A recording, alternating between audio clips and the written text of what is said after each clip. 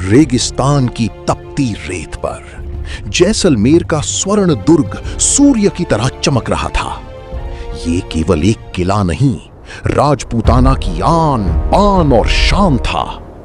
और इसी दुर्ग में जन्मी थी एक ऐसी राजकुमारी जिसकी वीरता ने इतिहास बदल दिया। बचपन से ही रत्नावती तलवार, धनुष और युद्ध कला में निपुण थीं।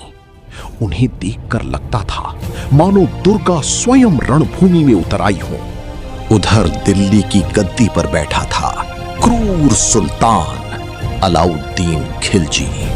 जब खिलजी को पता चला कि जैसलमेर की रक्षा एक राजकुमारी कर रही है, उसने हमला करने का आदेश दे दिया।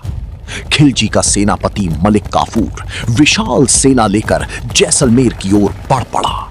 लेकिन दुर्ग के भीतर भय नहीं, केवल प्रतिज्ञा थी। राजकुमारी ने कहा, जब तक इस दुर्ग का एक पत्थर भी खड़ा है, दुश्मन अंदर नहीं आएगा। और फिर शुरू हुआ जैसलमेर के इतिहास का सबसे भयंकर युद्ध। रत्नावती स्वयं किले की प्राचीर पर खड़ी होकर सेना का नेतृत्व कर रही थी।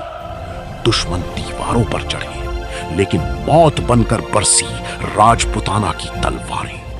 मलिक काफूर समझ चुका था बल से यह किला जीतना असंभव है। तब उसने धोखे का सहारा लिया।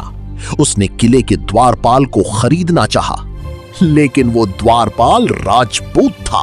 उसने स्वामी भक्ति चुनी और पूरी बात जाकर राजकुमारी को बताई। रत्नावती मुस्कुराई और एक ऐसी योजना बनाई जिसने दुश्मन को जाल में फंसा दिया। आधी रात किले का द्वार खुला। दुश्मन समझा विजय मिल गई, लेकिन अगले ही क्षण दुर्ग का द्वार बंद हो चुका था। चारों ओर से बरसने लगे तीर। मलिक काफूर की सेना फंस चुकी थी। आखिरकार मलिक काफूर ने आत्मसमर्पण कर दिया। लेकिन रत्नावती केवल वीर नहीं थी, वो मानवता की प्रतिमूर्ति भी थी। किले में राशन कम था तो राजपूत सैनिकों ने उपवास किया, लेकिन बंदी सैनिकों को भोजन दिया गया। अलाउद्दीन खिलजी समझ चुका था जैसलमेर का किला अब बल से जीतना असंभव है। उसका सेनापति मलिक काफूर जैसलमेर दुर्ग में कैद हो चुका था। आखिरकार अलाउद्दीन ने संधि का प्रस्ताव भेजा। महारावल रत्न सिंह के पास दिल्ली सल्तनत का संदेश पहुंचा। उधर किले की प्राचीर से राजकुमारी रत्नावती सब देख रही थी। फिर एक दिन मुगल सेना अपने तंबू डेरे उखाड़ने लगी। राजकुमारी ने देखा दुश्मन अब लौट रहा था, और उसी क्षण उनके पिता महारावल रत्न सिंह अपने वीर सैनिकों के साथ लौट आए। पूरा जैसलमेर विजय के जय घोष से गूंज उठा।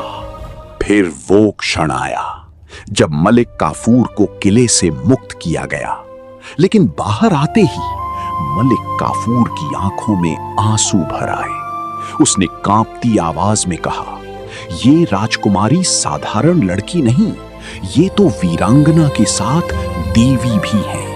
इन्होंने स्वयं भूखी रहकर हम लोगों का पालन किया है। ये पूजा करने योग्य आदरणीय है। आज भी जैसलमेर की हवाएं कहती हैं, जिस भूमि पर रत्नावती जैसी वीरांगनाएं जन्म लें, उसे कोई कभी झुका नहीं सकता। ये केवल एक कहानी नहीं, ये राजपूताना की उस मिट्टी का इतिहास है जहां बेटियां भी दुश्मनों के साम्राज्य हिला देती थीं।